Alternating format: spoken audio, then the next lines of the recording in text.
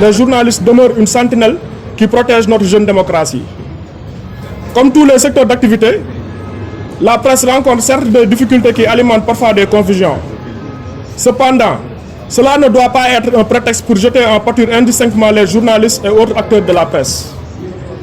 Nous, jeunes de la République des valeurs, réitérons notre engagement pour une collaboration saine et pour la défense de la presse contre les insulteurs de Pastef. Cette conférence de presse a été initiée pour nous exprimer sur l'actualité du pays et pour montrer que nous sommes actuellement gouvernés par des pouvoiristes qui se sont mis dans la peau de révolutionnaires, ce que les Sénégalais ont commencé à découvrir eux-mêmes.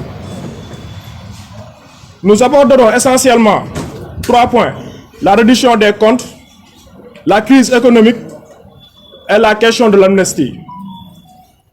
Pour la reddition des comptes, la République des valeurs est d'accord sur le principe de la reddition des comptes.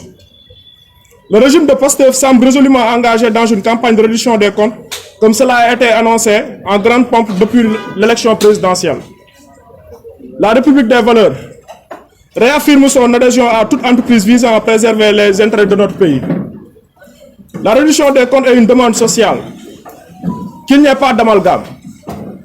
Nous sommes entièrement d'accord pour que la lumière soit faite sur la manière dont les deniers publics ont été gérés. Éviter le basculement de la reddition des comptes vers le règlement des comptes. Nous craignons tout de même que la reddition des comptes bascule vers un règlement des comptes comme nous avons pu le constater avec le régime précédent. En 2012, les Sénégalais avaient manifesté sans embâche leur souhait d'une reddition des comptes effectifs. Nous connaissons tous la suite. Cette demande sociale a été prise comme prétexte pour effectuer un règlement de compte politicien. Le risque du détournement de cette demande sociale est encore beaucoup plus grand avec le régime Pastef. Les hommes pastefiensis sont des adeptes de Gatsa Gatsa.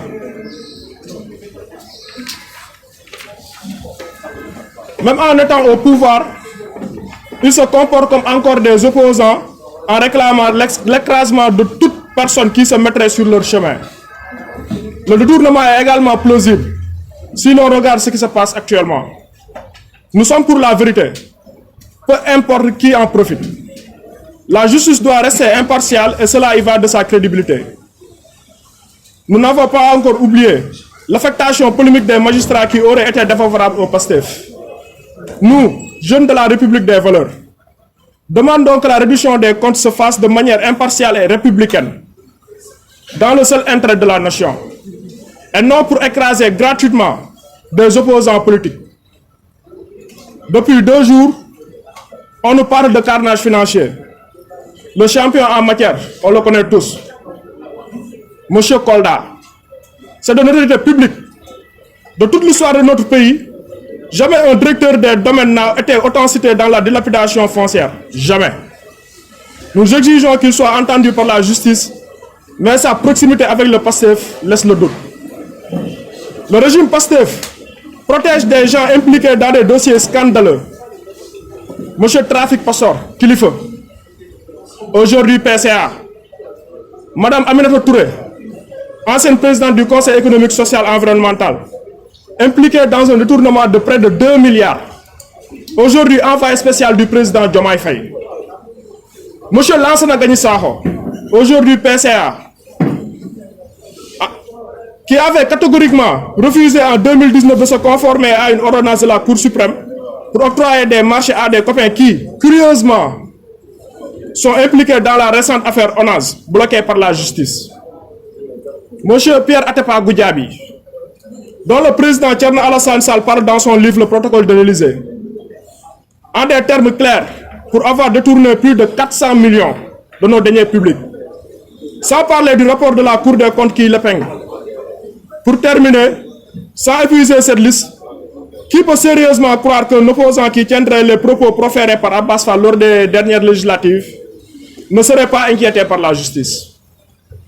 Tout cela montre que la réduction des comptes que nous demandons sera un règlement de compte. Car Pastef n'aime pas la justice, ils sont adeptes du Gatsa Gatsa. Sur la crise économique actuelle, le rapport de la Cour des comptes récemment publié révèle que notre pays est dans une situation économique précaire, proche de la survie. La République des valeurs a identifié plusieurs biais dans ce rapport. nous vous renvoyons à cet effet à l'article de Dr Samba Faye, porte-parole du parti, intitulé Le rapport de la Cour des comptes, ces manquements qui nous rendent sceptiques. Toutefois, malgré ces insuffisances, une chose demeure certaine, l'état des finances publiques est catastrophique. Le régime Pastef a clairement montré son incompétence et son incapacité à redresser la situation, adoptant au contraire des décisions qui ne font qu'aggraver la crise. Avant même la publication du rapport de la Cour des comptes, Ousmane Sonko avait évoqué cette situation. Mais ce qui nous a particulièrement choqué à la République des valeurs, c'est l'attitude irresponsable du gouvernement face à cette crise. L'agenda 2050 a été présenté sans prendre en compte la situation financière alarmante du pays, alors que les autorités étaient parfaitement conscients. Le président Bassirou Diomaye Faye et son premier ministre Ousmane Sonko ont procédé pendant près de 10 mois à une vague de nominations incessantes, occupant des agences et des structures sans pertinence. Parmi ces nominations, 47 envoyés spéciaux issus des départements, visiblement désignés pour récompenser des militants plutôt que pour servir l'intérêt général. Une explosion de la masse salariale due à ces mêmes acteurs politiques qui avaient pourtant annoncé aux Sénégalais une situation financière désastreuse et leur demandé de serrer la ceinture. Le résultat de cette gestion irresponsable est sans appel. Le déficit budgétaire, initialement estimé à 840 milliards de francs CFA, a grimpé à 2362 milliards, soit une aggravation de 1522 milliards sous la gouvernance de Pastef. Conséquence d'une augmentation inconsidérée des dépenses publiques. Pastef, qui se présentait comme le parti de la rupture et de la bonne gestion des deniers publics, a fait exactement l'inverse. L'endettement prévu pour 2024, estimé dans la loi des finances initiale, à environ 2500 milliards a explosé pour atteindre 4591 milliards. Pour 2025, le service de la dette atteindra 3855 milliards, un niveau jamais vu dans l'histoire du Sénégal. Un emprunt colossal de 4574 milliards est prévu en 2025. Un montant supérieur aux recettes du pays marquant pour la première fois une inversion totale de notre équilibre budgétaire. Au lieu d'engager des réformes structurelles pour redresser cette situation et soulager la souffrance des Sénégalais, Pastef continue son gourou, perpétuant les mêmes pratiques qu'il dénonçait autrefois. Le scandale des fonds politiques, une hypocrisie flagrante. Le régime maintient les fonds politiques. Alors que Thierno Alassane Sall l'a clairement rappelé, ces fonds ne sont rien d'autre que l'argent destiné à la corruption politique. Lorsque Ousmane Sonko était dans l'opposition, il en avait fait l'un des principaux chevaux de bataille, dénonçant avec virulence leur caractère immoral et opaque. Aujourd'hui au pouvoir, il change totalement de discours, allant même jusqu'à affirmer qu'il n'a jamais déclaré que ces fonds étaient haram. Les Sénégalais, à travers les VAR, lui ont pourtant rappelé ses propres engagements. L'argument selon lequel ces fonds politiques seraient utilisés pour des missions secrètes de l'État est totalement faux. Comme l'a rappelé le président Thierno Alassane Sall, ni le président de la République, ni le premier ministre Ousmane Sonko ne sont chargés du renseignement de l'État. Ces missions sont gérées par des services spécialisés et leurs budgets sont inscrits dans les fonds alloués au renseignement. La vérité, c'est que les fonds politiques ne servent qu'à entretenir une clientèle politique. Voilà le véritable visage du régime Pastef, qui a trahi les principes qu'il défendait lorsqu'il était dans l'opposition. Et pour finir sur le troisième point, l'abrogation, la question de l'abrogation. Chers membres de la presse, chers compatriotes, vous avez tous assisté au feuilleton joué par Pastef pour refuser l'abrogation de la honteuse et scandaleuse loi d'amnistie de 2024. Près de 100 Sénégalais sont décédés et leurs familles attendent encore qu'on leur rende justice. Leur distribuer des billets de banque n'est pas leur rendre justice. Des centaines de Sénégalais ont été blessés, dont certains gardent des séquelles lourdes à vie. Des milliers de Sénégalais ont vu leur business construit toute leur vie définitivement détruit. Malgré tout cela, PASTEF refuse l'abrogation de la loi d'amnistie. Alors qu'ils avaient fait la promesse d'abroger cette loi, dès qu'ils auraient une majorité, nous sommes tristes de constater que le régime PASTEF joue avec la patience des Sénégalais. À la République des valeurs, nous espérions que l'abrogation de l'amnistie serait le premier acte que poserait la majorité parlementaire de PASTEF. À la surprise générale, cet engagement n'est plus dans l'agenda du régime de PASTEF, qui avait commencé à indemniser intégralement des victimes. Le président Thierno Alassane Sall a alors pris ses responsabilités en introduisant une proposition de loi conforme.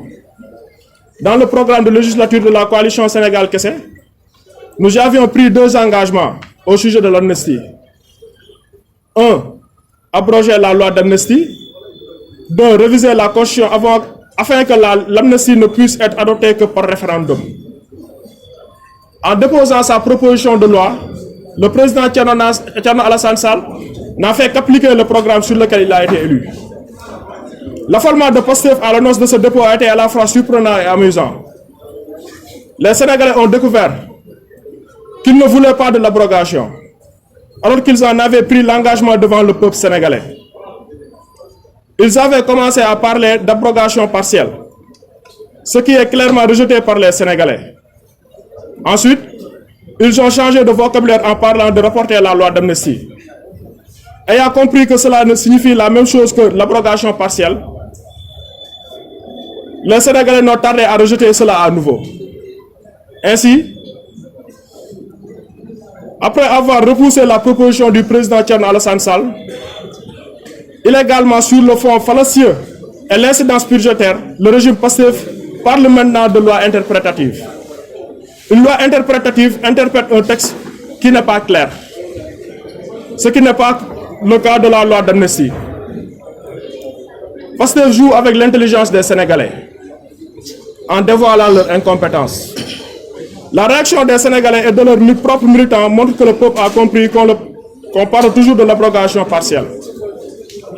Toute la question est de savoir maintenant pourquoi PASTEF ne veut pas d'une abrogation totale de la loi d'amnistie.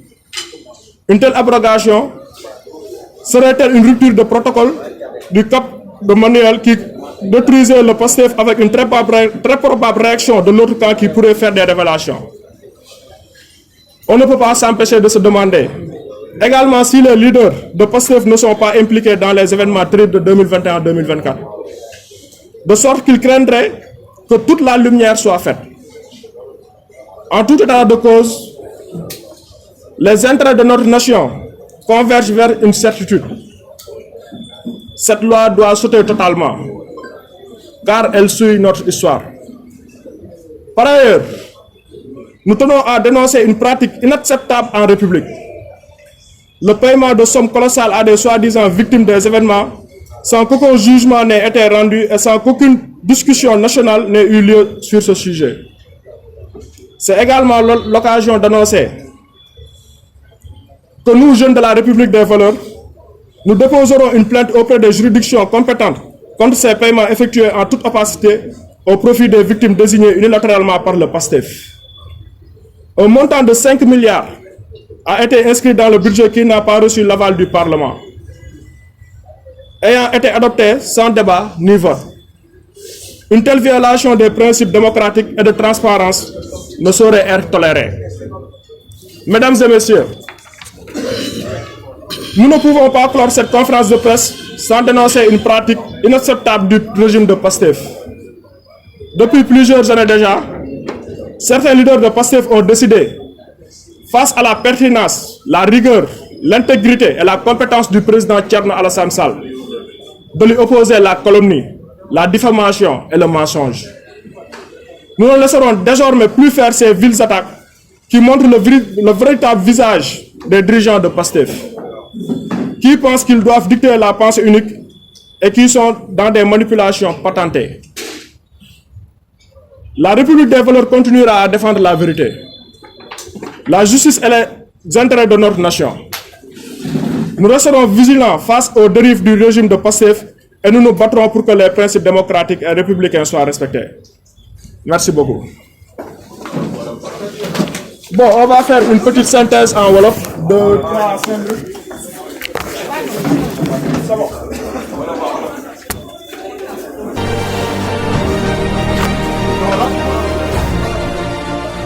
mooy def kan mooy def